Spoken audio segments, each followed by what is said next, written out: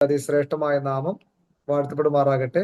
നമുക്ക് ഇപ്രകാരം ഒരു ക്രിസ്ത്യൻ എഡ്യൂക്കേഷൻ, ക്രിസ്തീയ വിദ്യാഭ്യാസം എന്ന സബ്ജക്റ്റുമായിട്ട് നമുക്കൊരു ക്ലാസ്സിലൂടെ കടന്നു വരുവാൻ ദൈവം സഹായിച്ചല്ലോ. ഇതിനായിട്ട് ജോയിൻ ചെയ്തിരിക്കുന്ന എല്ലാ പ്രിയപ്പെട്ടവരെയും ദൈവനാമത്തിൽ സ്വാഗതം ചെയ്യുന്നു. പ്രത്യേകിച്ച് നമ്മുടെ കോളേജിന്റെ ഡയറക്ടർ, ഫൗണ്ടർ പ്രസിഡന്റ് ആയിരിക്കുന്ന ഡോക്ടർ എം സൈമൺ സാർ പ്രത്യേകിച്ച് വന്ദനം ചെയ്യുന്നു. ദൈവം ധാരാളമായിട്ട് അനുഗ്രഹിക്കട്ടെ. ഇന്നത്തെ ക്ലാസ് നമുക്ക് പ്രാർത്ഥിച്ചല്ലോ.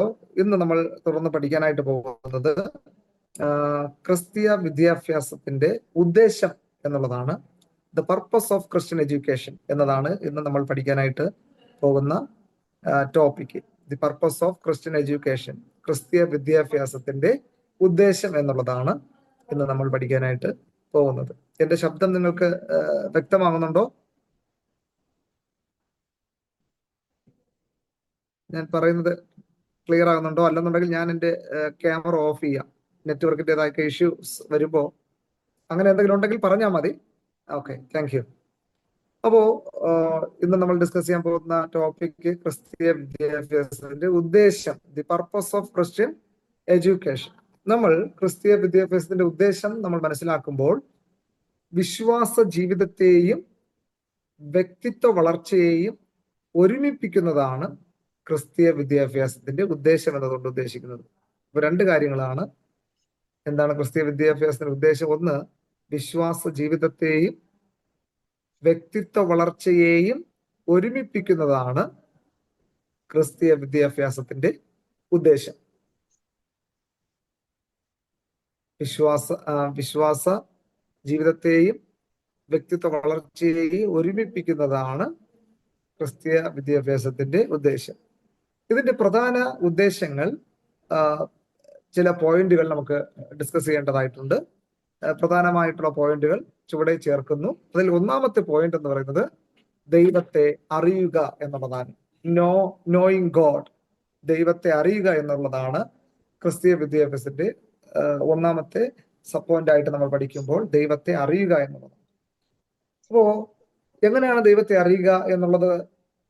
ഒരു പഠിതാവ് അല്ലെങ്കിൽ വിദ്യാർത്ഥികൾ ദൈവത്തെ വ്യക്തിപരമായി അറിയുകയും ദൈവത്തോടുള്ള ബന്ധം വളർത്തുകയും ചെയ്യുക എന്നുള്ളതാണ് ദൈവത്തെ അറിയുക എന്നുള്ളത് കൊണ്ട് ഉദ്ദേശിക്കുന്നത്.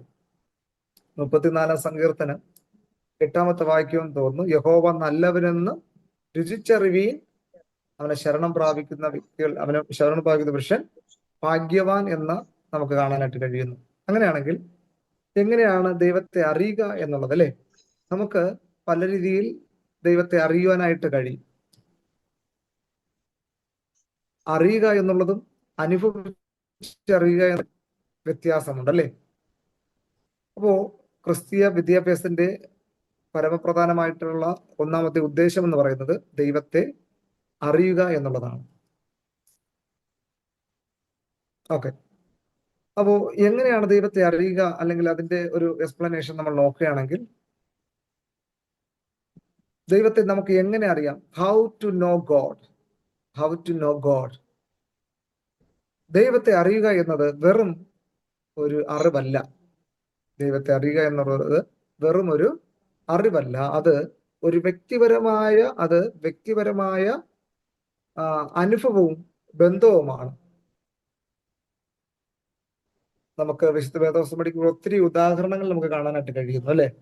ദൈവത്തെ ആഴത്തിൽ രുചിച്ചറിഞ്ഞ വ്യക്തികളെ, അല്ലെങ്കിൽ ദൈവത്തെ എത്രത്തോളം അറിഞ്ഞു അത്രത്തോളം അവർക്ക് ദൈവമായിട്ടുള്ള ആ ബന്ധത്തിൽ നിലനിൽക്കാൻ കഴിഞ്ഞു എന്നുള്ളത് മനസ്സിലാക്കാനായിട്ട് കഴിയുന്നു. ഒരു ഉദാഹരണം നമ്മൾ നോക്കുകയാണെങ്കിൽ യോഹന്നാൻ എഴുതിയ സുവിശേഷം 9-ാം അധ്യായമാണ്. അതിൽ ഒരു വ്യക്തി കർത്താവിനെ അറിയാനായിട്ടിടയായി, അല്ലെ? യേശുവിനെ കുറിച്ച് വ്യക്തത തനിക്കില്ലായിരുന്നുവെങ്കിലും ആ ഭാഗം നാം വായിക്കുമ്പോൾ നമുക്ക് അവിടെ കാണാനായിട്ട് കഴിയുന്നു. ഒരു കുരുടനായ ഒരു വ്യക്തി പിറവിയിലെ കുരുടനായ ഒരു മനുഷ്യനെ കണ്ടു. അവന്റെ ശിഷ്യന്മാർ അവനോട്, റബി, ഇവൻ കുരുടനായി പിറക്കത്തക്കവണ്ണം ആരാണ് പാപം ചെയ്തത്? ഇവനാണോ, ഇവന്റെ അമ്മയപ്പന്മാരോ ആണോ എന്ന് ചോദിക്കുകയാണ്. അപ്പോ അവൻ യേശുവിനോട് നിലവിളിക്കുന്ന ഒരു അവസ്ഥ അവിടെ കാണുകയാണ്. ഓക്കെ, ഞാൻ ലോകത്തിൽ ഓക്കെ. അപ്പോ അവിടെ 6ഉം 7ഉം വാക്യം വായിക്കുമ്പോൾ യേശു നിലത്തിൽ തുപ്പി ചേറുണ്ടാക്കി അവന്റെ കണ്ണിന്മേൽ പൂശുവാനായിട്ടിടയായി. എന്നിട്ട് അവനോട് പറഞ്ഞു, നീ ശീലോഹം കുളത്തിൽ പോയി കഴുകുക എന്ന് പറഞ്ഞു, അല്ലെ? അപ്പോ അവൻ കഴുകി വളരെ ബന്ധപ്പെട്ടായിരിക്കും. ഒന്ന്, കണ്ണ് കണ്ടുകൂടാ; രണ്ട്, കർത്താവ് ഒരു മരുന്നും അപ്ലൈ ചെയ്തിരിക്കുകയാണ്, അല്ലെ? അപ്പൊ വളരെ ബന്ധപ്പെട്ട് താൻ കർത്താവ് പറഞ്ഞ വാക്കനുസരിച്ച് വളരെ ബന്ധപ്പെട്ട് പോയി അത് ആ കാര്യം ചെയ്തപ്പോൾ അവൻ കണ്ണ് കാണുന്നവനായി, കാഴ്ച പ്രാപിച്ചവനായി മടങ്ങി വരുവാനായിട്ട് ഇടയായി എന്നുള്ളതാണ്. അത് കഴിഞ്ഞിട്ടുള്ള സംഭവമാണ് ചില യഹൂദന്മാർ അല്ലെങ്കിൽ മുഖ്യന്മാർ കടന്നു വന്നിട്ട് ചോദിക്കുകയാണ്, ഇവനല്ലേ ഇവിടെ വഴിയരികിൽ ഇരുന്നുകൊണ്ടിരുന്നവൻ, ഭിക്ഷയാചിച്ചു കൊണ്ടിരുന്നവൻ അല്ല എന്നും ആണെന്നും ചിലർ അങ്ങോട്ടും ഇങ്ങോട്ടും വാദിച്ചു. എന്നാൽ ഈ വ്യക്തി പറഞ്ഞു, നിങ്ങൾ സംശയിക്കുന്ന വ്യക്തി അത് ഞാൻ തന്നെയാണ്.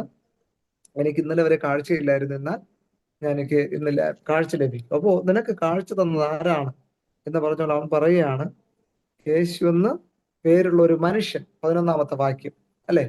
യേശു എന്ന പേരുള്ള ഒരു മനുഷ്യൻ. അവിടെ തന്നെ വ്യക്തമാകുകയാണ് ഈ കുരുടനായിരുന്ന വ്യക്തിക്ക് യേശു ദൈവപുത്രനാണെന്നുള്ള ഒരു അറിവ് തനിക്കില്ലായിരുന്നു. കേട്ടറിവ് മാത്രമേ ഉള്ളായിരുന്നു. അവനോട് എന്തെങ്കിലും അപേക്ഷിച്ചാൽ അവൻ സൗഖ്യം തരുമെന്നും കാഴ്ച പ്രാപിക്കുമെന്നുള്ള കേട്ടറിവ് മാത്രമായിരുന്നു. എന്നാൽ ആ അറിവ് കൊണ്ട് താൻ എന്ത് ചെയ്തു? ദൈവത്തോട് നിലവിളിക്കുവാനായിട്ടിടയായി. കർത്താവ് പറഞ്ഞ കാര്യം ചെയ്തപ്പോൾ തനിക്ക് കാഴ്ച പ്രാപിക്കാനായിട്ടിടയായി. അവൻ യേശു എന്ന് പേരുള്ള ഒരു മനുഷ്യൻ എന്ന് പറഞ്ഞു.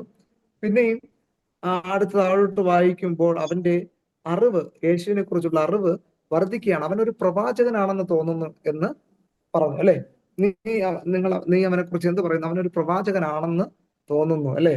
അവസാനം പറയുമ്പോൾ സാക്ഷാൽ യേശു ക്രിസ്തു തന്നെ അവനെ അവന്റെ അമ്മയപ്പന്മാരും സഹോദരങ്ങളും പള്ളിക്കാരും ഒക്കെ പുറത്താക്കി എന്ന് കണ്ടപ്പോൾ, അവൻ ഒറ്റപ്പെടലിന്റെ ആ വേദനയിൽ നിൽക്കുമ്പോൾ സാക്ഷാൽ യേശു ക്രിസ്തു തന്റെ അടുക്കൽ വന്നിട്ട് പറയണം, നീ ദൈവപുത്രനിൽ വിശ്വസിക്കുന്നുവോ എന്ന് ചോദിച്ചു. അപ്പോ അവൻ പറഞ്ഞു, ഞാൻ വിശ്വസിക്കാം. അവൻ ആര്, അല്ലെ?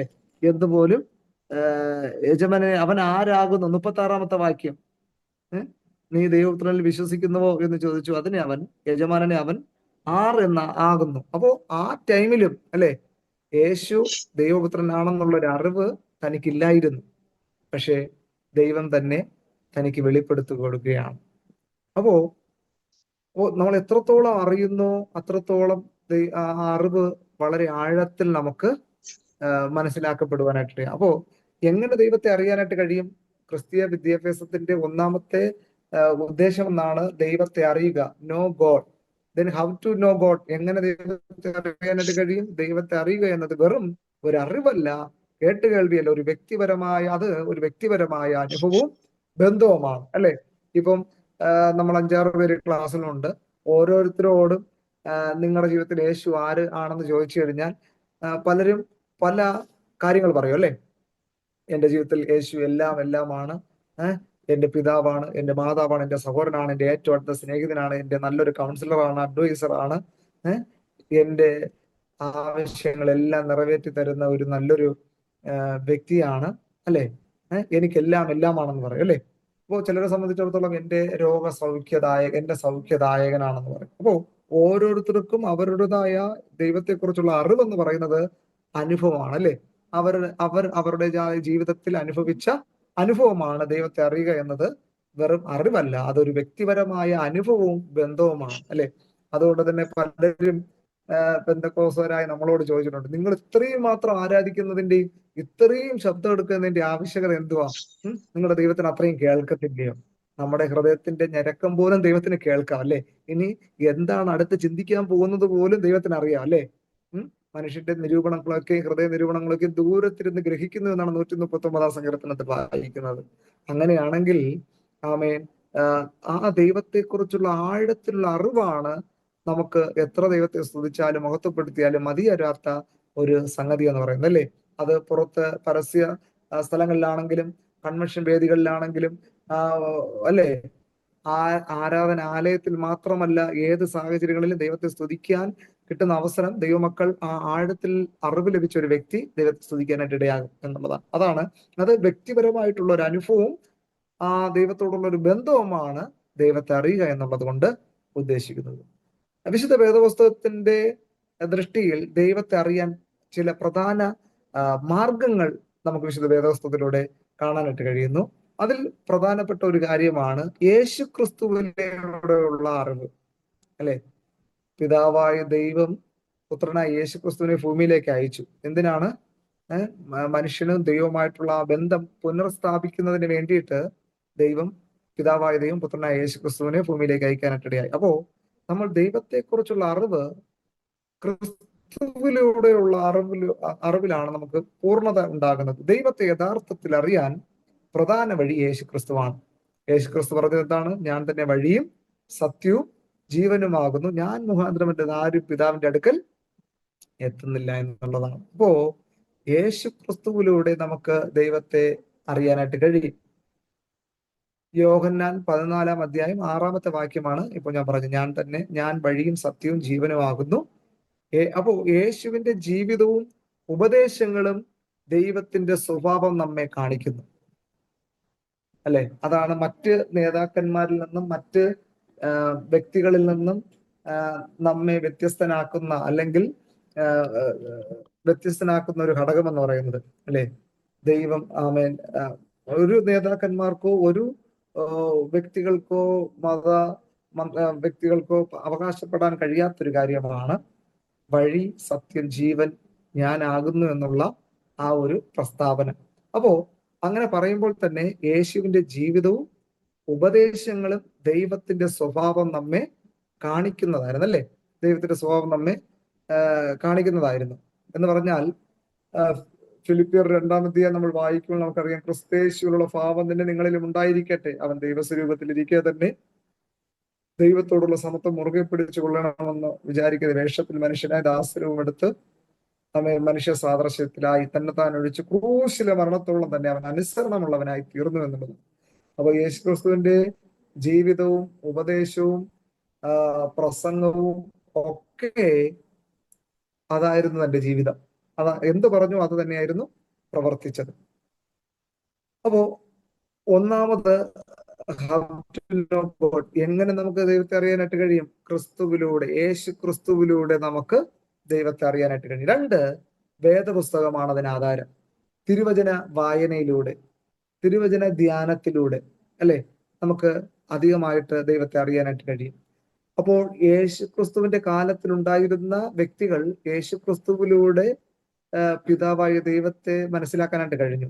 ഇന്ന് യേശു ക്രിസ്തു ഭൂമിയിലില്ല, അല്ലെ? നമ്മുടെ നഗ്ന നേത്രങ്ങൾ കൊണ്ട് ചിലപ്പോൾ നമുക്ക് കാണാൻ കഴിയുന്നില്ല എങ്കിലും തിരുവചനം, അല്ലെ, തിരുവചനത്തിലൂടെ നമുക്ക് കർത്താവിന് കൂടുതൽ അറിയാനായിട്ട് കഴിയും. ദൈവവചനം വഴി ദൈവത്തെ അറിയാം, അല്ലെ? ദൈവവചനം ധ്യാനിക്കുന്നതിലൂടെ, അത് വായിക്കുന്നതിലൂടെ, ദിവസേന വേദപുസ്തകം വായിക്കുന്നതിലൂടെ, പഠിക്കുന്നതിലൂടെ, ധ്യാനിക്കുന്നതിലൂടെ, അത് ജീവിതത്തിൽ പ്രായോഗികമാക്കുന്നതിലൂടെ നമുക്ക് ദൈവത്തെ കൂടുതലായിട്ട് അറിയാൻ കഴിയുമെന്നുള്ളതാണ്. ഓക്കെ. അപ്പോ എത്രത്തോളം നമ്മൾ ദൈവത്തെ അറിയുന്നു അത്രത്തോളം തിരുവചന ആഴത്തിലേക്ക് ഗ്രഹിക്കുകയും ധ്യാനിക്കുകയും ഒക്കെ ചെയ്യുമ്പോൾ ആ അറിവ്, ദൈവത്തെക്കുറിച്ചുള്ള ആഴത്തിലുള്ള അറിവ് നമുക്ക് വർദ്ധിക്കുവാനായിട്ട് ഇടയാകുമെന്നുള്ളതാണ്. അതാണ് രണ്ടാമത്തെ ഒരു പ്രത്യേകത എന്ന് പറയുന്നത്, അല്ലെങ്കിൽ രണ്ടാമത്തെ ഒരു കാര്യം എന്ന് പറയുന്നത്, ദൈവത്തെ അറിയാനായിട്ടുള്ള രണ്ടാമത്തെ മാർഗം എന്ന് പറയുന്നത്. 1, യേശുക്രിസ്തുവിലൂടെ. 2, തിരുവചന വായനയിലൂടെ, ധ്യാനത്തിലൂടെ. 3, പ്രാർത്ഥനയിലൂടെ. അപ്പോ വ്യക്തിപരമായി നമ്മൾ പ്രാർത്ഥിക്കുമ്പോൾ ദൈവവും നാവുമായിട്ടുള്ള അഭേദ്യമായ ബന്ധം നമ്മിൽ ഉണ്ടാകുകയാണ്. പൂർണ്ണമായിട്ട് അധികം പ്രാർത്ഥിക്കുമ്പോൾ ആ ഒരു എന്തുവാ ശ്രദ്ധ, ഏകാഗ്രതയോടെ നാം പ്രാർത്ഥിക്കുമ്പോൾ ആ ദൈവവുമായിട്ട് നമുക്കൊരു അടുത്ത ഒരു സ്നേഹിതനെ പോലെ, അല്ലെ, അല്ലെങ്കിൽ ഒരു മാതാവിനെ പോലെ, ഒരു പിതാവിനെ പോലെ നമുക്ക് അഡ്വൈസ്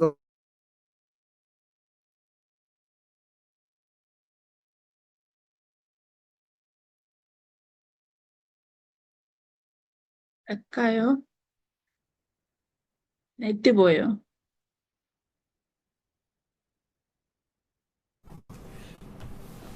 നെറ്റ് പോയെന്ന് തോന്നുന്നു. നെറ്റ് പോയെന്ന് തോന്നുന്നു. സാറ് ലീവായോ? സ്റ്റക്ക് ആയിട്ട് നിൽക്കുക. അല്ല, അവിടുത്തെ അല്ല.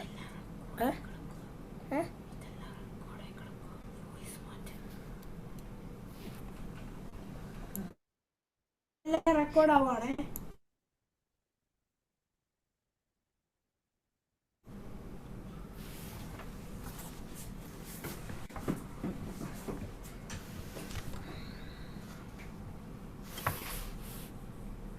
സുസമ്മയ്ക്ക് കേൾക്കാവോ? ഇല്ല, കേക്കത്തില്ല. സാറിന് പോയി കംപ്ലീറ്റ്. സ്റ്റക്കായി.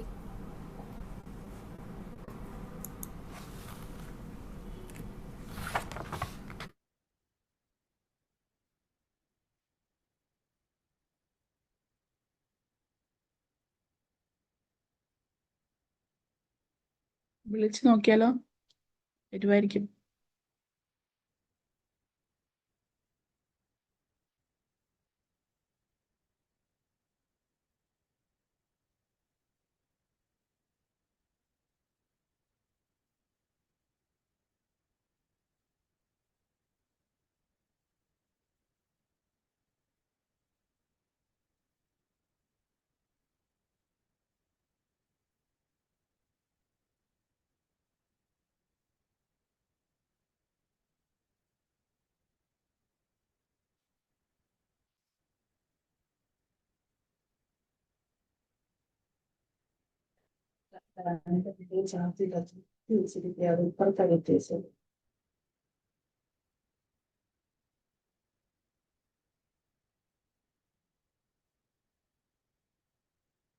എന്താ ചെയ്യുക? വിളിച്ചു നോക്കണോ? വെയിറ്റ് ചെയ്യാം. സാറ് കയറി വരും. നേരത്തെ വെച്ചിട്ട് നെറ്റിന്റെ ഇഷ്യൂ ഉണ്ടെന്ന് പറഞ്ഞായിരുന്നല്ലോ. ജോയിൻ ചെയ്യാൻ ശ്രമിക്കുന്നുണ്ടാവും. അതെ.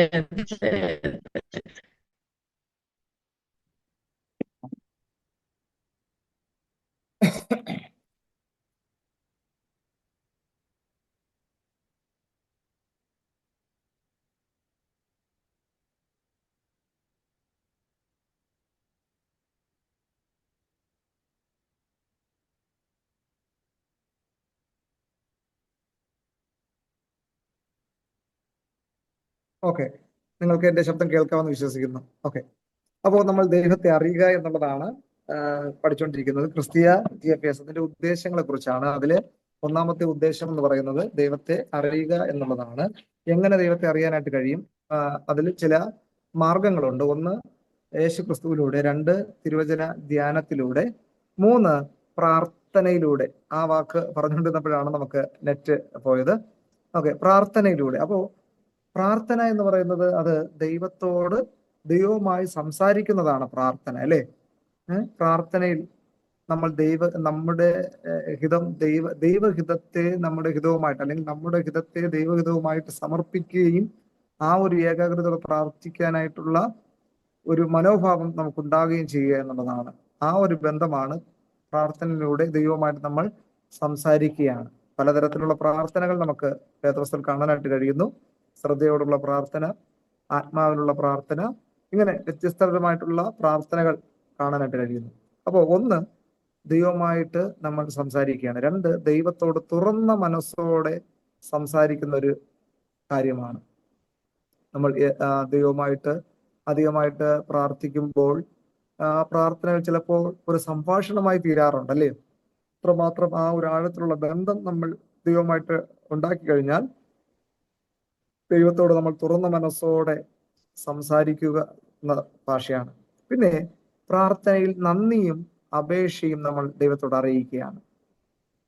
നമ്മൾ പ്രാർത്ഥനയുടെ ദൈർഘ്യവും ആ ബന്ധം കൂടുമ്പോൾ നമ്മൾ അപേക്ഷകളെക്കാൾ അപ്പുറമായിട്ട് ദൈവം കഴിഞ്ഞ കാലങ്ങളിൽ നമുക്ക് വേണ്ടി ചെയ്ത ആ നന്മകളെ നമ്മൾ എന്ത് ചെയ്യും? ഓർത്ത് ദൈവത്തിന് നന്ദി കരേറ്റും, അല്ലെ? സങ്കീർത്തനങ്ങളാലും സ്തുതികളാലും ആത്മീയ ഗീതങ്ങളാലും എന്നൊക്കെ കാണാനായിട്ട് കഴിയുന്നു.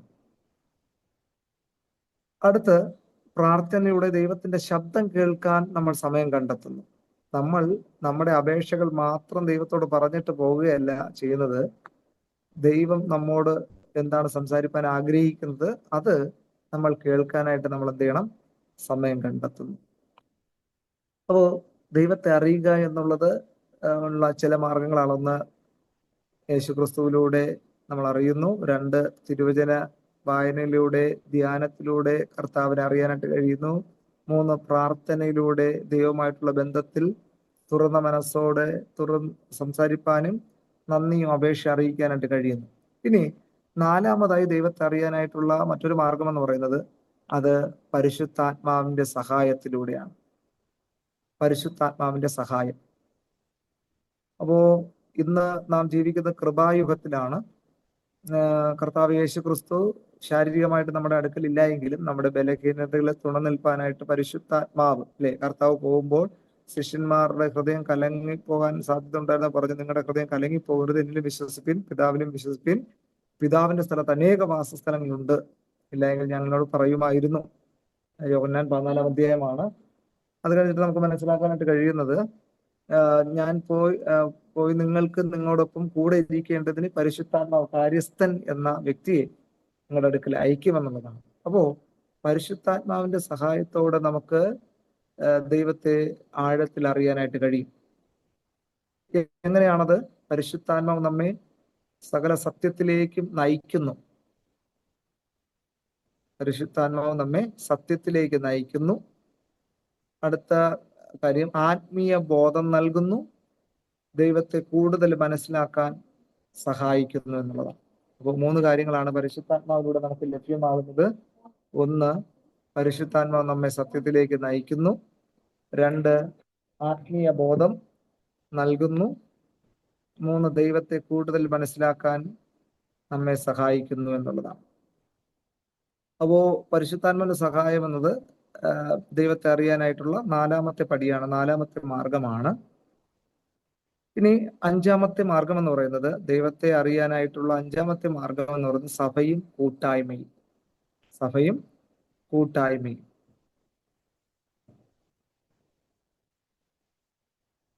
നമ്മൾ സഭയിൽ കടന്നു പോകുന്നു അല്ലെ, കൂട്ടായ്മ ആചരിക്കാനായിട്ട്. അപ്പോ സഭ എന്ന് പറയുന്നത് കർത്താവ് യേശുക്രിസ്തുവിന്റെ രക്തത്താൽ വിളിച്ച് വേർതിരിക്കപ്പെട്ടവരുടെ കൂട്ടമാണ്. അത് വെറും 4 ചുവരുകൾ അടങ്ങുന്ന ഒരു മനോഹരമായ ബിൽഡിംഗ് മാത്രമല്ല. ദൈവത്താൽ, കർത്താവ് യേശുക്രിസ്തുവിന്റെ രക്തത്താൽ വിളിച്ച് വേർതിരിക്കപ്പെട്ടവരുടെ കൂട്ടത്തെയാണ് സഭ എന്ന് പറയുന്നത്. അത് ചിലപ്പോൾ 2 പേരായിരിക്കാം, 3 പേരായിരിക്കാം, 50 പേരായിരിക്കാം, അതിൽ കൂടുതലായിരിക്കാം. അപ്പോ ദൈവസഭയുടെയും കൂട്ടായ്മയുടെ ബന്ധത്തിൽ നമുക്ക് ആഴത്തിൽ കർത്താവിനെ അറിയാനായിട്ട് കഴിയും. വിശ്വാസികളുമായുള്ള കൂട്ടായ്മ പുലർത്തുക, ആത്മീയമായി വളരാൻ സഹായം ലഭിക്കുന്നു. ഇത്തരത്തിൽ നമുക്ക് ദൈവവുമായിട്ടുള്ള അല്ലെങ്കിൽ ദൈവത്തെ ആഴത്തിലേക്ക് അറിയാനായിട്ടുള്ള ഒരു മാർഗമായിട്ട് സഭയും കൂട്ടായ്മയും ഒരു മാർഗനിർദ്ദേശമാകുന്നു എന്നുള്ളതാണ്. ഇനി 5-മത്തെ കാര്യം എന്ന് പറയുന്നത്, ദൈവത്തെ അറിയാനായിട്ടുള്ള 5-മത്തെ പടി, 5-മത്തെ മാർഗം എന്ന് പറയുന്നത് അനുസരണമുള്ള ജീവിതം അല്ലെങ്കിൽ ഒരു അച്ചടക്കമുള്ള ഒരു ജീവിതമാണ്. അപ്പോൾ ഈ അനുസരണമുള്ള ജീവിതം എന്ന് ഉദ്ദേശിക്കുന്നത് ദൈവത്തെ അറിയാൻ ദൈവ ഇഷ്ടം നമ്മൾ ചെയ്യുന്നവരായിരിക്കുകയാണ്. 103-ാം സങ്കീർത്തനത്തിൽ അവസാന ഭാഗം വായിക്കുമ്പോൾ ദൈവത്തിന്റെ ഇഷ്ടം ചെയ്യുവാൻ നമ്മൾ പ്രിയപ്പെടണം അല്ലെ, അവന്റെ ഇഷ്ടം ചെയ്യുന്ന ശുശ്രൂഷക്കാരായി എന്ന് കാണുന്നു. അപ്പോൾ ദൈവം നമ്മെ കുറിച്ച് ആഗ്രഹിക്കുന്നത് ദൈവത്തിന്റെ ഹിതം മനസ്സിലാക്കാൻ, ദൈവത്തിന്റെ ഇഷ്ടം ചെയ്യുന്ന മനോഭാവമുള്ളവരായിരിക്കണമെന്ന്. അപ്പോൾ അവിടെ വായിക്കുന്നു, എന്നെ സ്നേഹിക്കുന്നവൻ എൻ്റെ കൽപ്പനകൾ പാലിക്കും. അപ്പോൾ എന്താണ് ദൈവത്തോടുള്ള സ്നേഹം? അവന്റെ കൽപ്പനകളെ പ്രമാണിക്കുന്നതല്ലോ അവനോടുള്ള സ്നേഹം. അപ്പോ അനുസരണം, ആദ്യത്തെ പാപം, ആദിമപിതാക്കന്മാർ ആദാമും ഹവ്വയും ചെയ്ത ആദ്യത്തെ തെറ്റെന്ന് പറയുന്നത് അനുസരണക്കേടായിരുന്നു അല്ലെ, ഡിസൊബീഡിയൻസ്. അപ്പോ ഈ അനുസരണക്കേടൊരു വലിയൊരു പാപമാണ്. അപ്പോൾ ജീവിതത്തിൽ ദൈവവുമായിട്ടുള്ള ബന്ധം ആഴത്തിൽ നമുക്ക് മനസ്സിലാക്കണമെങ്കിൽ അല്ലെങ്കിൽ അറിയണമെങ്കിൽ 1, അനുസരണമുള്ള ഒരു ജീവിതം, ഡിസിപ്ലിൻ ആയിട്ടുള്ളൊരു ലൈഫ് ആവശ്യമാണ്. ആ ഡിസിപ്ലിൻ എന്ന് പറയുന്ന, അനുസരണം എന്ന് പറയുന്നത് ദൈവത്തിന്റെ കൽപ്പനകളെ ചെയ്യുവാൻ, ദൈവഹിതം നിറവേറ്റാനായിട്ടുള്ള ഒരു മനോഭാവമാണ് അവിടെ ഉദ്ദേശിക്കുന്നത്. അടുത്ത ദൈവത്തെക്കുറിച്ച് അറിയാനായിട്ടുള്ള അടുത്ത 7-മത്തെ മാർഗം എന്ന് പറയുന്നത് അനുഭവത്തിലൂടെ ദൈവത്തെ അറിയുക എന്നുള്ളതാണ്. അനുഭവത്തിലൂടെ ദൈവത്തെ അറിയുക എന്നുള്ളതാണ്.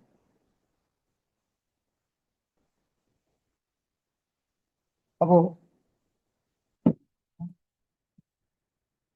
അത് നേരത്തെ നമ്മൾ പറഞ്ഞതുപോലെ നമ്മുടെ അറിവും അനുഭവവുമാണ് ദൈവത്തെ ആഴത്തിലേക്ക് അറിയാനായിട്ട് നമ്മെ സഹായിക്കുന്നത്. ഓരോ വ്യക്തികളെ സംബന്ധിച്ചിടത്തോളം അവരുടെ അറിവ് വ്യത്യസ്തമാണ്, അല്ലേ? അപ്പോൾ അനുഭവങ്ങളും വ്യത്യസ്തമാണ്. ആ അനുഭവങ്ങളിൽ നിന്നും നമ്മൾ ദൈവത്തെ അല്ലെങ്കിൽ ദൈവഗതം എങ്ങനെയാണ് നമ്മുടെ അനുഭവം നമ്മെ പഠിപ്പിക്കുന്നത് എന്നുള്ളതാണ്. ദൈവത്തെ അറിയുക ജീവിത അനുഭവങ്ങളിലൂടെ അല്ലെങ്കിൽ ജീവിതാനുഭവങ്ങളിലൂടെ കൂടിയാണ്. അപ്പോൾ ദൈവം ദോഷങ്ങളാൽ പരീക്ഷിക്കപ്പെടാത്തവനാണ്. അപ്പോ നമ്മുടെ അകൃത്യങ്ങളെ ഒന്നും കണക്കിടാതെ നമ്മോട് ക്ഷമിക്കുന്ന ഒരു ദൈവമാണ്. 103-ാം സങ്കീർത്തനത്തിൽ നാം വായിക്കുന്നു, ആകാശം ഭൂമിക്ക് മീതെ ഉയർന്നിരിക്കുന്നത് പോലെ യഹോവയുടെ ദയ തന്റെ ഭക്തന്മാരോട് വലുതാകുന്നു എന്ന് നമുക്ക് മനസ്സിലാക്കാനായിട്ട് കഴിയുന്നു. അപ്പോൾ ജീവിതത്തിൽ വരുന്ന ചിത്താനുഭവങ്ങൾ അത് അനുഭവമാക്കി ആ അനുഭവത്തിലൂടെ നമ്മൾ എന്ത് ചെയ്യണം? ദൈവത്തെ കൂടുതലായിട്ട് അറിയാനായിട്ട് കഴിയും. ഓരോ പ്രതിസന്ധികൾ വരുമ്പോഴാണ് ദൈവത്തിന്റെ കരുതൽ നമുക്ക് അറിയാനായിട്ട് കഴിയുന്നത്. ഓക്കെ, അപ്പോ ദൈവത്തെ അറിയാനായിട്ടുള്ള 7 മാർഗങ്ങളാണ് നമ്മളിപ്പോൾ ചിന്തിച്ചത്. ഒന്ന്, എങ്ങനെ ദൈവത്തെ അറിയാൻ കഴിയും? 1, യേശു ക്രിസ്തുവിലൂടെ. 2, തിരുവചന ധ്യാനത്തിലൂടെ. 3, പ്രാർത്ഥനയിലൂടെ. 4, പരിശുദ്ധാത്മാവിന്റെ സഹായത്തിലൂടെ. 5, സഭയും കൂട്ടായ്മയും. 6, അനുസരണയുള്ള ജീവിതം. 7, അനുഭവത്തിലൂടെ. ഇത്രയും ഈ വിധ മാർഗത്തിലൂടെ നമുക്ക് ദൈവത്തെ അറിയാനായിട്ട് കഴിയുമെന്നുള്ളതാണ്. ഇനി രണ്ടാമത്തെ മെയിൻ പോയിന്റ് എന്ന് പറയുന്നത്, നമ്മൾ മെയിൻ ടോപ്പിക് ക്രിസ്തീയ വിദ്യാഭ്യാസത്തിന്റെ ഉദ്ദേശമാണ്. ഒന്നാമത്തെ ഉദ്ദേശം ദൈവത്തെ അറിയുക. ദൈവത്തെ അറിയുക എന്നുള്ളതിന്റെ സബ് പോയിന്റ് ആയിട്ടാണ് നമ്മൾ ഈ 7 പോയിന്റ് ഇപ്പോൾ ചിന്തിച്ചത്. രണ്ടാമത്തെ പോയിന്റ് എന്ന് പറയുന്നത് ആത്മീയ വളർച്ച. ക്രിസ്തീയ വിദ്യാഭ്യാസത്തിന്റെ രണ്ടാമത്തെ ഉദ്ദേശം എന്ന് പറയുന്നത് ആത്മീയ വളർച്ച പ്രാപിക്കാനായിട്ട് ക്രിസ്തീയ വിദ്യാഭ്യാസം നമ്മെ സഹായിക്കുന്നു. വിശ്വാസത്തിൽ വളരുകയും പ്രാർത്ഥന, വചനപഠനം, ആരാധന എന്നിവയിൽ സ്ഥിരത കൈവരിക്കുകയും ചെയ്യുക എന്നുള്ളതാണ് ആത്മീയ വളർച്ച എന്നതുകൊണ്ട് ഉദ്ദേശിക്കുന്നത്. ഓക്കെ, എന്റെ ശബ്ദം നിങ്ങൾ കേൾക്കുന്നുണ്ടെന്ന് വിശ്വസിക്കുന്നു. ഹലോ, കേൾക്കാം. എന്തെങ്കിലും ബുദ്ധിമുട്ടുണ്ടെങ്കിൽ നിങ്ങൾ പറയണം കേട്ടോ.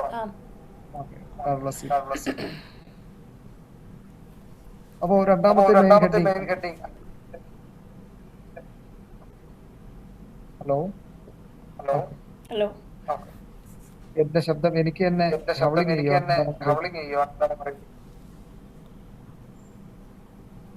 ഹലോ,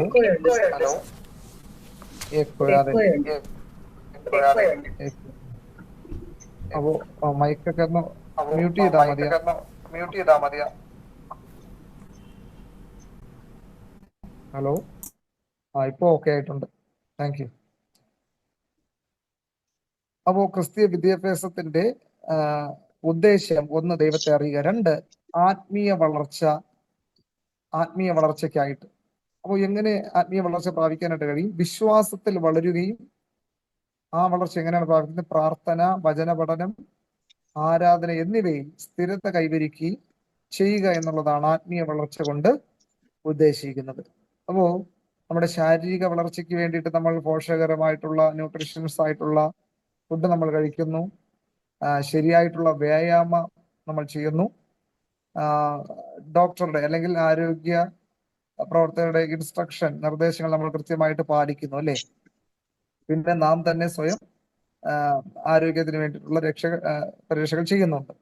അപ്പോ ഇവിടെ ആത്മീയമായ വളർച്ചയ്ക്ക് നമ്മൾ നേരത്തെ പറഞ്ഞതുപോലെ ചില മാർഗങ്ങൾ നമ്മൾ പാലിക്കേണ്ടതായിട്ടുണ്ട്. അതിൽ പ്രധാന കാര്യങ്ങൾ നമുക്ക് നോക്കാം. എന്താണ് ആത്മീയ വളർച്ച എന്നതുകൊണ്ട് ഉദ്ദേശിക്കുന്നത്? ആത്മീയ വളർച്ച എന്നത് ഒരു വിശ്വാസിയുടെ ജീവിതത്തിൽ ദൈവത്തോടുള്ള ബന്ധം കൂടുതൽ ആഴപ്പെടുകയും, ഒന്നുകൂടെ പറയാം, ആത്മീയ വളർച്ച എന്നത് ഒരു വിശ്വാസിയുടെ ജീവിതത്തിൽ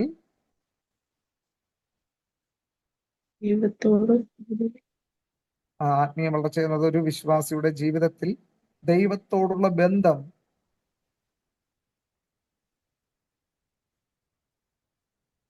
ദൈവത്തോടുള്ള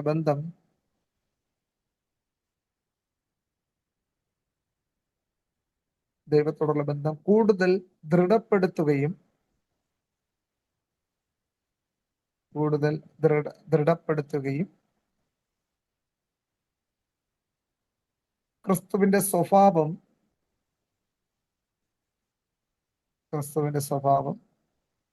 ജീവിതത്തിൽ പ്രകടമാകുകയും ചെയ്യുന്ന പ്രക്രിയയാണ്.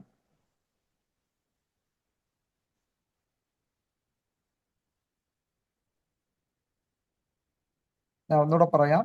ആത്മീയ വളർച്ച അല്ലെങ്കിൽ സ്പിരിച്വൽ ഗ്രോത്ത് എന്നതിന്റെ ഡെഫിനിഷനാണ്: ആത്മീയ വളർച്ച എന്നത് ഒരു വിശ്വാസിയുടെ ജീവിതത്തിൽ ദൈവത്തോടുള്ള ബന്ധം കൂടുതൽ ദൃഢപ്പെടുത്തുകയും ക്രിസ്തുവിന്റെ സ്വഭാവം ജീവിതത്തിൽ പ്രകടമാകുകയും ചെയ്യുന്ന പ്രക്രിയയാണ് ആത്മീയ വളർച്ച എന്നത്. ഇത് പറയുമ്പോൾ തന്നെ ഇത് ഒറ്റ ദിവസം കൊണ്ടോ ഒറ്റ മണിക്കൂർ കൊണ്ടോ സംഭവിക്കുന്ന കാര്യമല്ല. നിരന്തരമായ പഠനവും ദൈവവചനത്തോടുള്ള വിധേയത്വവും അനുസരണവും പ്രായോഗിക തലത്തിൽ നമ്മൾ എങ്ങനെ ആ ദൈവവചനം നമ്മുടെ വ്യക്തിപരമായ ജീവിതത്തിൽ പാലിക്കപ്പെടുന്നു എന്നതിന്റെ അടിസ്ഥാനത്തിലാണ് ഈ ആത്മീയ വളർച്ച പ്രാപിക്കുന്നത്. ഓക്കെ. അപ്പോൾ ഈ ആത്മീയ വളർച്ച എന്തിനു വേണ്ടിയിട്ടാണ്, അല്ലെങ്കിൽ ഇതിന്റെ ആവശ്യകത എന്താണ്? ഒന്ന്, ദൈവത്തെ കൂടുതലായിട്ട് അറിയുക എന്നുള്ളതാണ്. വിശ്വാസത്തിൽ ഉറച്ചു നിൽക്കുക, ജീവിതത്തിൽ ദൈവത്തിന്റെ ഇഷ്ടം അനുസരിക്കുക, യേശുക്രിസ്തുവിന്റെ രൂപത്തിൽ അല്ലെങ്കിൽ ഭാവത്തിൽ നമ്മൾ മാറിക്കൊണ്ടിരിക്കുക എന്നുള്ളതാണ്. ഒന്ന്, ദൈവത്തെ കൂടുതലായിട്ട് അറിയാനായിട്ട് ആത്മീയ വളർച്ച നമ്മെ സഹായിക്കുന്നു. വിശ്വാസത്തിൽ ഉറപ്പുള്ള ജീവിതം നയിക്കുവാൻ, വിശ്വാസത്തിൽ ഉറച്ചു നിൽക്കുവാനായിട്ട്, ദൈവഹിതം നമ്മുടെ ജീവിതത്തിൽ ചെയ്യുവാനായിട്ട് നമ്മൾ തയ്യാറാകുമ്പോൾ ഒരു ആത്മീയ വളർച്ച നമ്മൾ പ്രാപിക്കുന്നു. ഇനി ഈ ആത്മീയ വളർച്ചയുടെ ലക്ഷണങ്ങളെ കുറിച്ച് നോക്കുമ്പോൾ ചില കാര്യങ്ങൾ നമുക്ക് അവിടെ കാണാനായിട്ട് കഴിയുന്നു. ആത്മീയ വളർച്ചയുടെ ലക്ഷണങ്ങൾ: ആത്മീയമായി വളരുന്ന വ്യക്തിയിൽ കാണുന്ന ചില ഗുണങ്ങൾ ഗലാത്യർക്ക് ലേഖനം 5-ാം അധ്യായം 22-ാമത്തെ വാക്യത്തിൽ നമുക്ക് കാണുന്നു. ആത്മാവിന്റെ ഫലങ്ങൾ. ആത്മീയമായി വളരുന്ന വ്യക്തിയിൽ കാണുന്ന ചില ഗുണങ്ങളാണ് ആത്മാവിന്റെ ഫലങ്ങൾ. 9 വിധമായിട്ടുള്ള ഫലങ്ങളുണ്ടല്ലേ? സ്നേഹം, സന്തോഷം, സമാധാനം, ദീർഘക്ഷമ, ദയ, പരോപകാരം, വിശ്വസ്തത, സൗമ്യത, ഇന്ദ്രിയജയം. ആ റെഫറൻസ് നിങ്ങൾ അവിടെ എഴുതി വെച്ചിരുന്നാൽ മതി. അപ്പോൾ ഒരു ആത്മീയ വളർച്ചയുടെ ലക്ഷണം എന്ന് പറയുന്നത് താൻ എല്ലാവരെയും ദൈവത്താൽ സ്നേഹിക്കുന്ന വ്യക്തിയായിരിക്കും. ഒന്ന്, ദൈവത്തെ സ്നേഹിക്കുന്ന വ്യക്തിയായിരിക്കും. 2, സഹോദരങ്ങളെ. 1 യോഹന്നാന്റെ ലേഖനത്തിൽ നാം വായിക്കുന്നു, ദൈവത്തെ സ്നേഹിക്കുന്നു എന്ന് പറയുകയും സഹോദരനെ പകയ്ക്കുകയും ചെയ്യുന്നവൻ വസിക്കുന്നുവെന്നും കള്ളനാകുന്നു എന്നൊക്കെ അവിടെ എഴുതിയിരിക്കുന്നു അല്ലെ?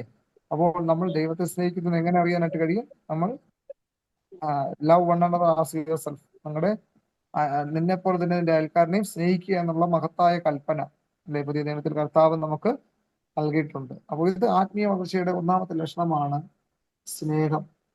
അത് പ്രകടിപ്പിക്കുക എന്നുള്ളതാണ്. ചിലർക്ക് സ്നേഹമുണ്ട്, അത് പ്രകടിപ്പിക്കാനായിട്ട് അവർക്ക് ബുദ്ധിമുട്ടാണ്, അല്ലെങ്കിൽ അറിയത്തില്ല എന്നുള്ളതാണ്. ഇനി സന്തോഷം, ജോയ്, ഹാപ്പിനെസ്. അത് ദുഃഖമുണ്ടെങ്കിലും ക്രൈസിസ് ഉണ്ടെങ്കിലും പ്രതിസന്ധികളൊക്കെ ഉണ്ടെങ്കിലും ഒരു ആത്മീയമായ വളർച്ച പ്രാപിച്ച വ്യക്തി താൻ സന്തോഷവാനാണ് അല്ലെ? എന്താണ് അപ്പോസ്തലനായ പൗലോസ് പറഞ്ഞത്? കർത്താവിൽ എപ്പോഴും സന്തോഷിപ്പീൻ എന്ന് ഞാൻ പിന്നെയും പറയുന്നു എന്നുള്ളതാണ്. അപ്പോ ആത്മീയ വളർച്ച പ്രാപിച്ച ഒരു വ്യക്തിയുടെ ലക്ഷണമാണ് ആ വ്യക്തി ഒരു സന്തോഷവാനായിരിക്കും, സന്തോഷവതിയായിരിക്കും എന്നുള്ളത്. പിന്നെ സമാധാനം ആ വ്യക്തിയുടെ ജീവിതത്തിൽ ഉണ്ടാകും. സമാധാനം ഉണ്ടാക്കുന്നവർ ഭാഗ്യവാന്മാർ അല്ലെ? അവർ ദൈവത്തിന്റെ പുത്രന്മാരെന്ന് വിളിക്കപ്പെട്ടു. അതെ.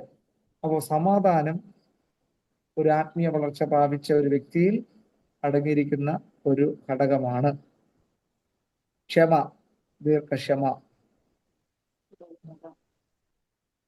കാര്യങ്ങൾ കേൾക്കുമ്പോൾ അല്ലെങ്കിൽ പറഞ്ഞിട്ടില്ലാത്ത കാര്യങ്ങൾ പറഞ്ഞു എന്നും കേട്ടു എന്നൊക്കെ പറയുമ്പോൾ മറ്റുള്ളവർ നമ്മെക്കുറിച്ച് പഴിചാരുമ്പോൾ നമുക്ക് മാനുഷികമായിട്ട് ഒന്നുമില്ലാത്ത വിഷമവും കോപമൊക്കെ ഉണ്ടാകാനായിട്ട് സാധ്യതയുണ്ട്. പക്ഷേ ഒരു ആത്മീയ വളർച്ച പ്രാപിച്ച ഒരു വ്യക്തി കാര്യങ്ങൾ ഗ്രഹിക്കുകയും ക്ഷമിക്കാനായിട്ടുള്ള മനോഭാവം തന്നിൽ ഉണ്ടാവുകയും ചെയ്യുന്നു എന്നുള്ളതാണ്.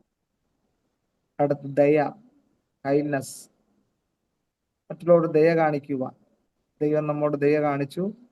അപ്പൻ്റെ മക്കളോട് കരുണ തോന്നുന്നു ഭവിക്കുന്ന വ്യക്തന്മാരുടെ ദയ വലുതാകുന്നു, അല്ലെ? അപ്പോൾ കർത്താവ് നമുക്ക് വളരെ ഫ്രീ ആയിട്ട് ദയ നമ്മോട് കാണിച്ചുകൊണ്ടിരിക്കുമ്പോൾ നമ്മൾ മറ്റുള്ളവരോടും ദയ കാണിക്കാൻ കഴിയുന്നുണ്ടെങ്കിൽ ഒരു ആത്മീയ പദയുടെ അല്ലെങ്കിൽ ആത്മീയ വളർച്ചയുടെ ഒരു ഘടകമാണ്. പിന്നെ വിശ്വാസം, ഫെയ്ത്ത്ഫുൾനെസ്, സെൽഫ് കൺട്രോൾ, സ്വയം നിയന്ത്രണം, ഇതൊക്കെ ആത്മീയ പക്വതയുടെ ലക്ഷണങ്ങളാണ്. അടുത്ത ആത്മീയ വളർച്ചയ്ക്കുള്ള ചില മാർഗങ്ങൾ.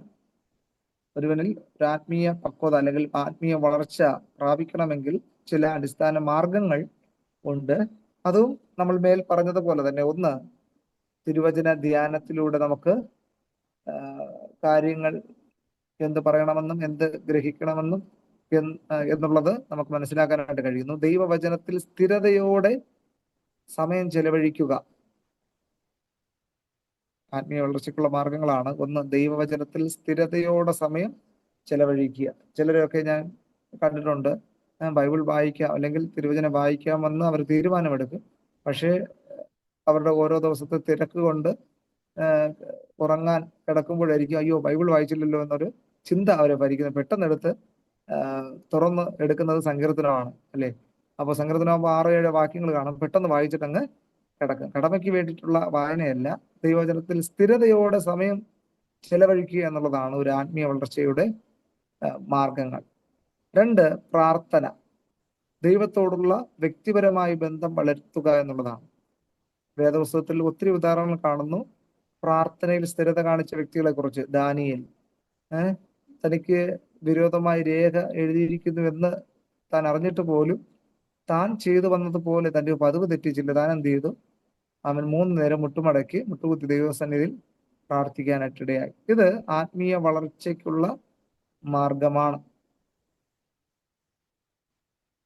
അപ്പോൾ പ്രാർത്ഥനയിൽ ദൈവത്തോടുള്ള വ്യക്തിപരമായ ബന്ധം എന്തെന്നു വളർന്നു എന്നുള്ളതാണ്. 3, ആരാധന. അപ്പോൾ എങ്ങനെയാണ് ആരാധന എന്നുള്ളതും വിശുദ്ധ വേദത്തിൽ കാണാനായിട്ട് കഴിയുന്നു. സത്യനമസ്കാരികൾ പിതാവിനെ ആത്മാവിലും സത്യത്തിലും ആരാധിക്കണമെന്ന് കാണുന്നു. അപ്പോൾ തന്നെ അപ്പോസ്തലനായ പൗലോസ് റോമർക്കെഴുതിയ ലേഖനത്തിൽ 12-ാം അധ്യായത്തിൽ പറയുന്നു, നിങ്ങൾ ബുദ്ധിയുള്ള ആരാധനയായിട്ട് ജീവനും ശരീരവും നിങ്ങൾ വിശുദ്ധമായിരിക്കണം, അല്ലേ? അപ്പോൾ ബുദ്ധിയുള്ള ആരാധനയായിരിക്കണം എന്നുള്ളതാണ്. ദൈവത്തെ സ്തുതിക്കുകയും ആരാധിക്കുകയും ചെയ്യുക എന്നുള്ളതാണ് ആത്മീയ വളർച്ചയുടെ മറ്റൊരു മാർഗം. 4, ഫെലോഷിപ്പ്, കൂട്ടായ്മ. സഭയിലും വിശ്വാസികളുമായി അതുപോലെ തന്നെ സഹോദരങ്ങളോടും ഒക്കെ നമ്മളൊരു കൂട്ടായ്മ ബന്ധം, അയൽവാസികളോടും ഫാമിലിയിലുള്ളവരോടും ഒക്കെ നമ്മളൊരു കൂട്ടായ്മ കാണിക്കുക. ഇത് ആത്മീയ വളർച്ചയുടെ ലക്ഷണമാണ്. 5, അനുസരണം, ഒബീഡിയൻസ്. ദൈവത്തിന്റെ കൽപ്പനകൾ പാലിക്കുക എന്നുള്ളതാണ് ആത്മീയ വളർച്ചയ്ക്കുള്ള മാർഗങ്ങൾ. 1, വേദപുസ്തക വായന, 2, പ്രാർത്ഥന, 3, ആരാധന, 4, കൂട്ടായ്മ, 5, അനുസരണം. പറയണം. ഓക്കെ. അപ്പോ 5-മത്തത് അനുസരണം, ഒബീഡിയൻസ്. ദൈവത്തിന്റെ കൽപ്പനകൾ അനുസരിക്കുക, പാലിക്കുക എന്നുള്ളതാണ്. ഇനി അടുത്ത പോയിന്റ്, ആത്മീയ വളർച്ചയുടെ പ്രാധാന്യം, ഇമ്പോർട്ടൻസ് ഓഫ് സ്പിരിച്വൽ ഗ്രോത്ത്. ആത്മീയ വളർച്ചയുടെ പ്രാധാന്യം. അതും ഒരു 3-4 കൂട്ടം കാര്യങ്ങൾ കാണുന്നു. 1, ആത്മീയ വളർച്ചയുടെ പ്രാധാന്യം. 1-മത്തെ പോയിന്റ്, വിശ്വാസത്തിൽ സ്ഥിരത നൽകുന്നു.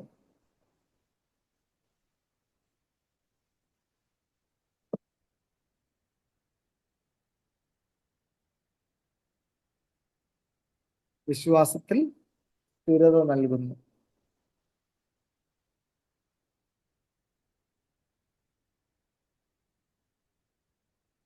രണ്ട്,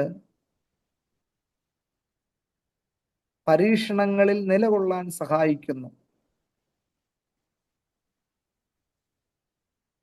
അപ്പോസ്തലനായ യാക്കോബ് പറയുന്ന ഒരു കാര്യമുണ്ട്, പരീക്ഷ സഹിക്കുന്ന മനുഷ്യൻ ഭാഗ്യവാൻ, അവൻ കൊള്ളാവുന്നവനെ തെളിഞ്ഞ ശേഷം കർത്താവ് തന്നെ സ്നേഹിക്കുന്നവർക്ക് ഒരുക്കിയിട്ടുള്ള ജീവകിരീടം പ്രാപിക്കുന്നു. അല്ലേ? അപ്പോ ഈ ആത്മീയ വളർച്ച പ്രാധാന്യം, ഒന്ന് വിശ്വാസത്തിൽ സ്ഥിരത നൽകുന്നു, രണ്ട് പരീക്ഷണങ്ങളിൽ നിലകൊള്ളാനായിട്ട് അല്ലെങ്കിൽ അതിനെ അതിജീവിക്കുവാനായിട്ട് നമ്മെ സഹായിക്കുന്നു. മൂന്ന്, നല്ല ക്രിസ്തീയ ജീവിതം നയിക്കാൻ സഹായിക്കുന്നു.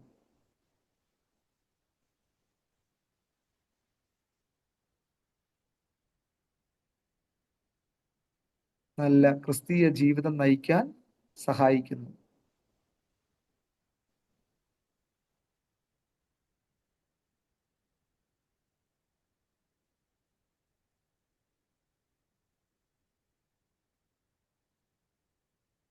നല്ല ക്രിസ്തീയ ജീവിതം നയിക്കാൻ സഹായിക്കുന്നു. നാലാമത്തെ പോയിന്റ്, മറ്റുള്ളവർക്ക് നല്ല സാക്ഷിയായി മാറുന്നു.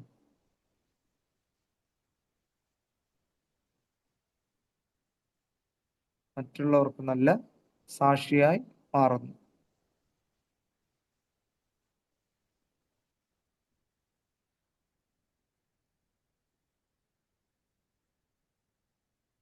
അപ്പോൾ ഞാൻ ആ പോയിന്റ് ഒന്നുകൂടെ ഒന്ന് പറയാം. ആത്മീയ വളർച്ചയുടെ പ്രാധാന്യം, ഒന്ന് വിശ്വാസത്തിൽ സ്ഥിരത നൽകുന്നു, രണ്ട് പരീക്ഷണങ്ങളിൽ നിലകൊള്ളാൻ സഹായിക്കുന്നു. ഓക്കെ, മൂന്നാമത്തത് അതെ, നല്ല ക്രിസ്തീയ ജീവിതം നയിക്കാൻ സഹായിക്കുന്നു, മറ്റുള്ളവർക്ക് നല്ല സാക്ഷിയായി മാറും. ഓക്കെ, അപ്പോ ഈ വിശ്വാസത്തിൽ സ്ഥിരത എന്നുള്ളത്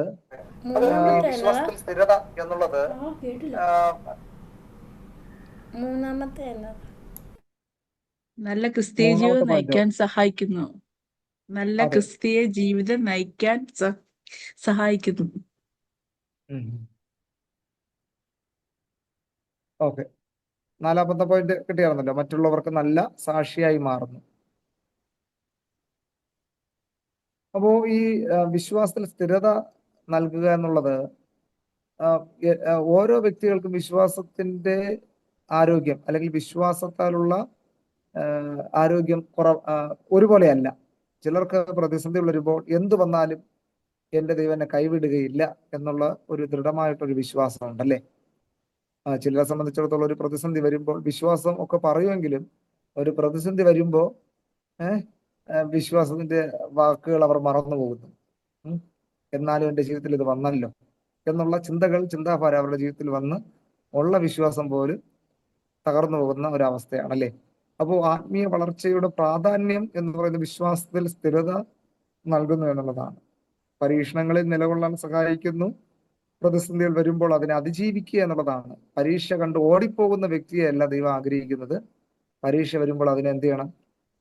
അതിജീവിക്കാനായിട്ടുള്ള ക്രമം എന്ന് പറഞ്ഞാൽ ദൈവം വിശ്വസ്തൻ, അവൻ പരീക്ഷയോടുകൂടെ പോക്കുവഴി നിങ്ങൾക്ക് ഒരുക്കുമെന്നുള്ളതാണ്. നിങ്ങൾക്ക് കഴിയുന്നതിന് വേണ്ടി പരീക്ഷ നേടുവാൻ കഴിയാതെ അവൻ പരീക്ഷയോടുകൂടെ പോക്കുവഴി നിങ്ങൾക്ക് ഒരുക്കുമെന്നാണ്. 1 കൊരിന്ത്യർ 10:13 വാക്യമാണ്. ഓക്കെ, അപ്പോ നമ്മുടെ ജീവിതത്തിൽ വരുന്ന പ്രതിസന്ധികളെ കണ്ടിട്ട് കർത്താവ് ഈ പ്രതിസന്ധി മാറണമേ എന്ന് പ്രാർത്ഥിക്കുന്നതിനേക്കാൾ ഈ പ്രതിസന്ധിയിലൂടെ അങ്ങ് എന്നെ കുറിച്ച് എന്താണ് ആഗ്രഹിക്കുന്നത്, എന്നിൽ നിറവേറുവാനായിട്ട് അല്ലെങ്കിൽ ഞാനത് ചെയ്യാനായിട്ട് എന്നെ പ്രാപ്തനാക്കണമേ എന്നുള്ള പ്രാർത്ഥന, അതിനെ അതിജീവിക്കുക എന്നുള്ളതാണ്. അതാണ് ഒരു ആത്മീയ വളർച്ചയുടെ ലക്ഷ്യം എന്ന് പറയുന്നത്. ഇനി മറ്റുള്ളവർക്ക് നല്ല സാക്ഷിയായി മാറുന്നു. അപ്പോൾ നാം തന്നെ നല്ലൊരു സാക്ഷിയാകുമ്പോൾ അത് മറ്റുള്ളവരുടെ മുമ്പിൽ നല്ല ഒരു വ്യക്തിത്വമായി മാറാനായിട്ട് ആത്മീയ വളർച്ച നമ്മെ സഹായിക്കുന്നു എന്നുള്ളതാണ്. ഓക്കെ, അപ്പോ ക്രിസ്തീയ വിദ്യാഭ്യാസത്തിന്റെ ഉദ്ദേശം എന്ന് പറയുന്നത്, 1 ദൈവത്തെ അറിയുക, 2 ആത്മീയ വളർച്ച, മൂന്നാമത്തെ മെയിൻ പോയിന്റ് ക്രിസ്തീയ വിദ്യാഭ്യാസത്തിന്റെ ഉദ്ദേശം എന്നുള്ളതിന്റെ മൂന്നാമത്തെ പോയിന്റ് ക്രിസ്തുവിന്റെ സ്വഭാവം രൂപപ്പെടുത്തുക.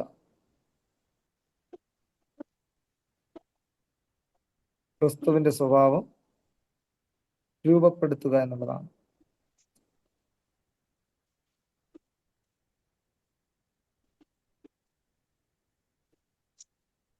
അപ്പോ ക്രിസ്തുവിന്റെ സ്വഭാവം രൂപപ്പെടുത്തുക എന്നുള്ളത് കൊണ്ട് ഉദ്ദേശിക്കുമ്പോൾ നമുക്ക് മനസ്സിലാക്കാനായിട്ട് യേശു ക്രിസ്തുവിന്റെ സ്നേഹം, വിനയം, ക്ഷമ, കരുണ തുടങ്ങിയ ഗുണങ്ങൾ ജീവിതത്തിൽ പ്രകടിപ്പിക്കുക എന്നുള്ളതാണ്. അതായത് നമ്മൾ യേശു ക്രിസ്തുവിന്റെ ജീവിതം നമ്മുടെ ജീവിതവുമായിട്ട് ബന്ധപ്പെടുത്തി അതിൻ പ്രകാരം ജീവിക്കാനായിട്ട് യേശു ക്രിസ്തു എന്താണോ പറഞ്ഞത് അത് തന്നെയാണ് യേശു ക്രിസ്തുവിന്റെ ജീവിതം, അല്ലേ? ക്രിസ്തുവിന്റെ സ്വഭാവം രൂപപ്പെടുത്തുക എന്നത് യേശു ക്രിസ്തുവിന്റെ ഗുണങ്ങളും ജീവിത രീതിയും നമ്മുടെ ജീവിതത്തിൽ പ്രകടമാകുന്നതാണ്. ഇതൊരു ആത്മീയ മാറ്റ പ്രക്രിയയാണ്. ഓക്കെ, വിശ്വാസം, അനുസരണം, പരിശുദ്ധാത്മാവിന്റെ പ്രവർത്തനം എന്നിവയിലൂടെയാണ് ക്രിസ്തുവിന്റെ സ്വഭാവം നമ്മിൽ രൂപപ്പെടുന്നത്. എന്താണ് ക്രിസ്തുവിന്റെ സ്വഭാവം എന്നത് നമ്മൾ പഠിക്കുമ്പോൾ നമ്മൾ നേരത്തെ പഠിച്ച ആത്മാവിന്റെ ഫലങ്ങൾ, അല്ലെ? സ്നേഹം, വിനയം, ക്ഷമ, കരുണ, ദീർഘക്ഷമ, ഇതെല്ലാം ക്രിസ്തുവിൽ ഉണ്ടായിരുന്നു എന്നുള്ളതാണ്. കർത്താവ് യേശു ക്രിസ്തുവിനെ കാണിച്ചു കൊടുക്കാനായിട്ട് ഇരുന്ന വ്യക്തി, അല്ലെങ്കിൽ നിയോഗിക്കപ്പെട്ട വ്യക്തി കർത്താവിനോടൊപ്പം അന്ത്യാത്താഴം കഴിക്കുമ്പോഴും നിങ്ങളിൽ ഒരുവനെ കാണിച്ചു കൊടുക്കുമെന്ന് പറഞ്ഞു, അല്ലേ? അപ്പോൾ പലരും ചോദിച്ചു, അങ്ങനെ സംഭവിക്കുമെന്ന് പറഞ്ഞപ്പോൾ ഇത് ഞാനാണെന്ന് ഓരോരുത്തരും ചോദിച്ചു. എന്നാൽ എന്നോടുകൂടെ പതിയിരിക്കുന്നവൻ തന്നെ എന്ന് പറഞ്ഞിട്ട് അപ്പോൾ ഉടനെ അവനിൽ പിശാച് കയറി യൂദ അവിടെ നിന്ന് പുറപ്പെട്ടു പോകാനായിട്ടിടയാ, അല്ലേ? അപ്പോ ആ ഒരു വിനയമാണ് കർത്താവിനെ കാണിച്ചു കൊടുക്കാൻ അടുക്കൽ വന്നപ്പോഴും കർത്താവ് പറയുന്ന, സ്നേഹിത, നീ ചുംബനം കൊണ്ടാണോ എന്നെ ഒറ്റിക്കൊടുക്കാനായിട്ട് പോകുന്നത്? ആ ഒരു മനോഭാവം യേശുവിന്റെ ജീവിതത്തിൽ കാണുന്ന ഗുണങ്ങളാണ് ക്രിസ്തുവിന്റെ സ്വഭാവം. ക്രിസ്തുവിന്റെ സ്വഭാവം രൂപപ്പെടുത്തേണ്ടതിന്റെ ആവശ്യകത. ഒന്ന്, ദൈവത്തിന് പ്രസാദകരമായ ജീവിതം നയിക്കാൻ ക്രിസ്തുവിന്റെ സ്വഭാവം രൂപപ്പെടുത്തേണ്ടതിന്റെ ആവശ്യകത എന്താണ്? ഒന്ന്, ദൈവത്തിന് പ്രസാദകരമായ ജീവിതം നയിക്കാൻ.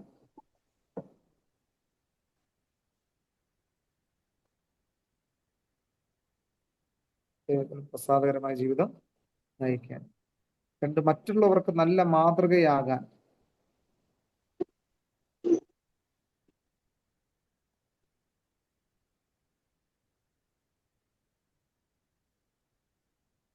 മറ്റുള്ളവർക്ക് നല്ല മാതൃകയാകാൻ.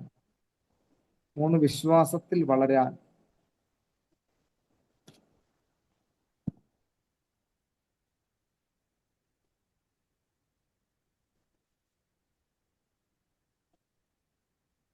ക്രിസ്തുവിന്റെ സ്വഭാവം രൂപപ്പെടുന്നതിന്റെ ആവശ്യകത 4 പോയിന്റാണ്. ഒന്ന്, ദൈവത്തിന് പ്രസാദകരമായ ജീവിതം നയിക്കാൻ. 2, മറ്റുള്ളവർക്ക് നല്ല മാതൃകയാകാൻ. 3, വിശ്വാസത്തിൽ വളരാൻ. 4, യഥാർത്ഥ ശിഷ്യനാകാൻ. അങ്ങനെയാണെങ്കിൽ എങ്ങനെ ക്രിസ്തുവിന്റെ സ്വഭാവം നമ്മിൽ രൂപപ്പെടുത്താൻ കഴിയും? എങ്ങനെ ക്രിസ്തുവിന്റെ സ്വഭാവം രൂപപ്പെടുത്താം? അത് നമ്മൾ മേൽപ്പറഞ്ഞ കാര്യങ്ങൾ പോലെ തന്നെയാണ്. 1, വചനം പഠിക്കുക. 2, പ്രാർത്ഥനയിൽ സ്ഥിരത കാണിക്കുക. 3, പരിശുദ്ധാത്മാവിന്റെ വഴി നടത്തൽ, അനുസരണമുള്ള ജീവിതം, സ്നേഹവും സേവനവും. അപ്പോൾ മേൽപ്പറഞ്ഞ കാര്യങ്ങൾ തന്നെയാണ് നമ്മളത് ആവർത്തിക്കുന്നത്. ക്രിസ്തുവിന്റെ സ്വഭാവം എങ്ങനെ രൂപപ്പെടുത്താം? ദൈവവചന ധ്യാനത്തിലൂടെ, പ്രാർത്ഥനയിലൂടെ, പരിശുദ്ധാത്മാ നിറവിലുള്ള ജീവിതത്തിലൂടെ, അനുസരണയുള്ള ജീവിതം, സ്നേഹവും സേവനവും. ക്രിസ്തു കമന്റ് ചെയ്യുക മാത്രമല്ല, മർക്കോസിന്റെ സുവിശേഷം, മർക്കോസ് 10:45 വായിക്കുമ്പോൾ, മനുഷ്യപുത്രൻ വന്നത് ശുശ്രൂഷിപ്പാനല്ല, ശുശ്രൂഷിപ്പാനും അനേകർക്ക് വേണ്ടി തന്റെ ജീവനെ മറുവിലയായിട്ട് കൊടുക്കുവാനാണ് മനുഷ്യപുത്രൻ വന്നത്. അതെ, അപ്പോ ആ ഒരു ആറ്റിറ്റ്യൂഡ്, മനോഭാവമാണ് ദൈവത്തെ അനുയായി ഫോളോ ചെയ്യുന്ന ശിഷ്യന്മാർക്ക് ഉണ്ടാകേണ്ടുന്നത്.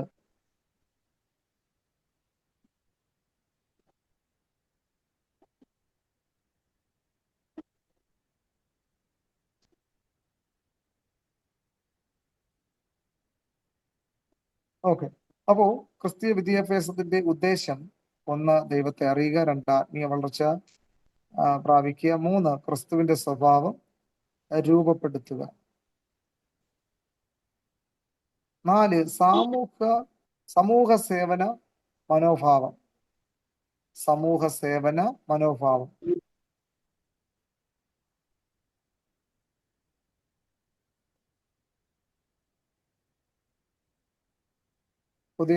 പഴയ നിയമത്തിൽ നമുക്ക് 10 കൽപ്പനകളെ ദൈവം മോശ മുഖാന്തരം നൽകിയിട്ടുണ്ട്. എന്നാൽ പുതിയ നിയമത്തിൽ അത് ഒറ്റ കൽപ്പനയായിട്ട് ആ ഒറ്റ കൽപ്പനയിൽ സകലവും അടങ്ങിയിരിക്കുന്നു.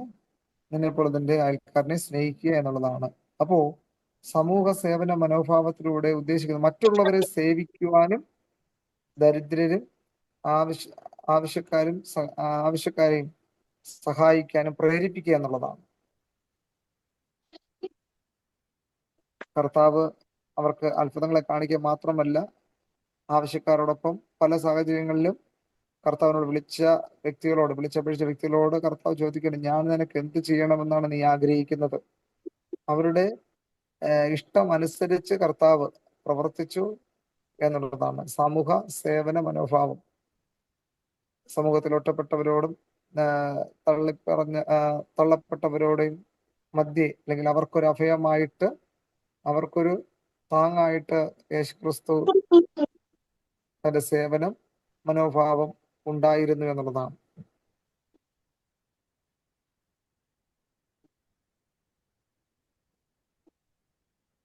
ഓക്കെ. അടുത്ത് 5-ാമത്തെ പോയിന്റ് എന്ന് പറയുന്നത് ക്രിസ്തീയ വിദ്യാഭ്യാസത്തിന്റെ ഉദ്ദേശം ശിഷ്യത്വത്തിലേക്ക് നയിക്കുക എന്നുള്ളതാണ്. ശിഷ്യത്വത്തിലേക്ക് നയിക്കുക. ശിഷ്യത്വത്തിലേക്ക് നയിക്കുക. വിശ്വാസികളെ യഥാർത്ഥ ശിഷ്യരായി രൂപപ്പെടുത്തുകയും ദൈവരാജ്യത്തിൽ സേവിക്കാൻ തയ്യാറാക്കുകയും ചെയ്യുക എന്നതാണ് ശിഷ്യത്വത്തിലേക്ക് നയിക്കുക എന്നതുകൊണ്ട് ഉദ്ദേശിക്കുന്നത്. വിശ്വാസികളെ യഥാർത്ഥ ശിഷ്യരായി രൂപപ്പെടുത്തുകയും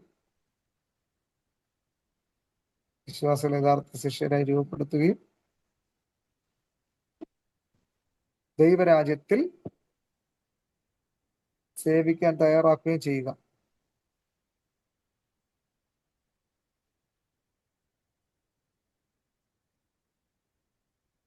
അപ്പോൾ ഈ 5 പ്രധാന കാര്യങ്ങളാണ് ക്രിസ്തീയ വിദ്യാഭ്യാസത്തിന്റെ ഉദ്ദേശം എന്ന് പറയുന്നത്. 1 ദൈവത്തെ അറിയുക, എങ്ങനെ അറിയണം എന്നതിനെ കുറിച്ചുള്ള ഡീറ്റെയിൽ നമ്മൾ പഠിച്ചു. 2 ആത്മീയ വളർച്ച, എന്താണ് ആത്മീയ വളർച്ചയെന്നും ആത്മീയ വളർച്ചയുടെ പ്രാധാന്യത എന്താണെന്നും ലക്ഷണങ്ങളൊക്കെ എന്താണെന്നൊക്കെ പഠിച്ചു. 3 ക്രിസ്തുവിന്റെ സ്വഭാവം, അത് ഫിലിപ്പിയർ 2-ാം അധ്യായം നമ്മൾ ആ റെഫറൻസ് എഴുതി വയ്ക്കുക. പിന്നെ സമൂഹ സേവന മനോഭാവം, മർക്കോസ് 10:45. അടുത്ത 5-ാമത്തെ പോയിന്റ് ശിഷ്യത്വത്തിലേക്ക് നയിക്കുക. ഒരുവൻ എൻ്റെ പിന്നാലെ വരുവാൻ ഇച്ഛിച്ചാൽ തന്നെത്താൻ തിരിച്ച് ഓരോരുത്തർ അവൻ തന്റെ ക്രൂശ് എടുത്തുകൊണ്ട് എന്നെ അനുഗമിക്കട്ടെ എന്നാണ്. ഓക്കെ. അല്ലാത്തവർ സ്വർഗരാജ്യത്തിന് കൊള്ളാകുന്നവനല്ല എന്ന് കർത്താവ് തീർത്തും പറയുകയാണ്.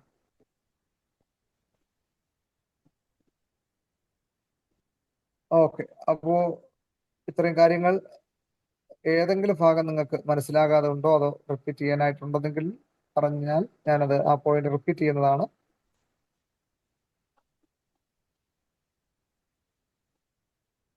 കുറച്ചെങ്കിലും മനസ്സിലായോ?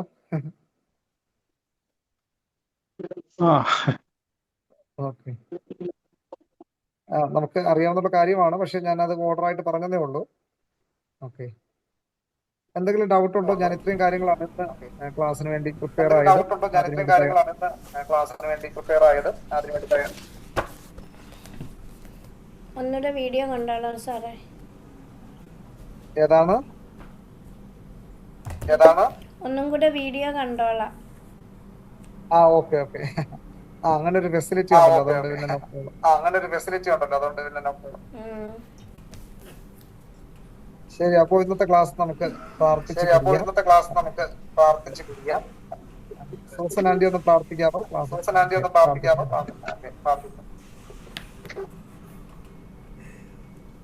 ഹല്ലേലൂയ. സ്തോത്രം സ്തോത്രം സ്തോത്രം കർത്താവേ, നല്ല നിമിഷത്തിനായി നന്ദിയോടെ സ്തോത്രം ചെയ്ത് കർത്താവേ.